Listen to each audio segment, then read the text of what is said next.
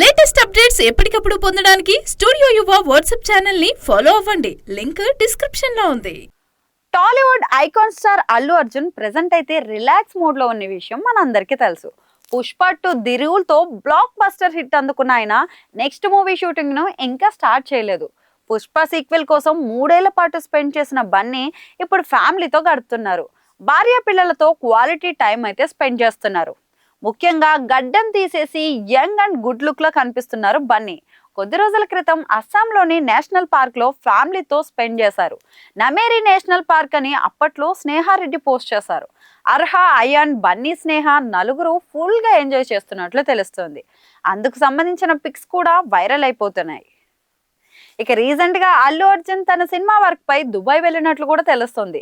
Upcoming మూవీకి సంబంధించిన pre production works ఆయన దగ్గరుండి పర్యవేక్షించుతున్నట్లు టాక్ కూడా వినిపిస్తుంది.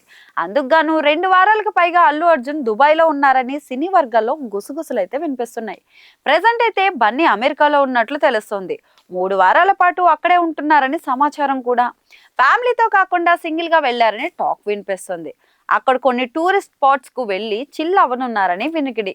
ఆ తర్వాత వచ్చి తన మూవీ షూటింగ్స్ వర్క్స్ తో బిజీ అవ్వనున్నారట. అయితే అల్లు అర్జున్ కాలీవుడ్ స్టార్ డైరెక్టర్ అట్లీతో తన నెక్స్ట్ మూవీ చేస్తున్నట్లు క్లియర్ గా తెలుస్తుంది. ఇప్పటి వరకు అనౌన్స్మెంట్ రాకపోయినా అంతా ఫిక్స్ అయినట్లు సమాచారం. త్వరలోనే అనౌన్స్మెంట్ రానుందని టాక్ కూడా వినిపిస్తుంది. ఏప్రిల్ 8న బన్నీ బర్త్డే గనక అప్పుడు మేకర్స్ సినిమాను ప్రకటించనున్నారట.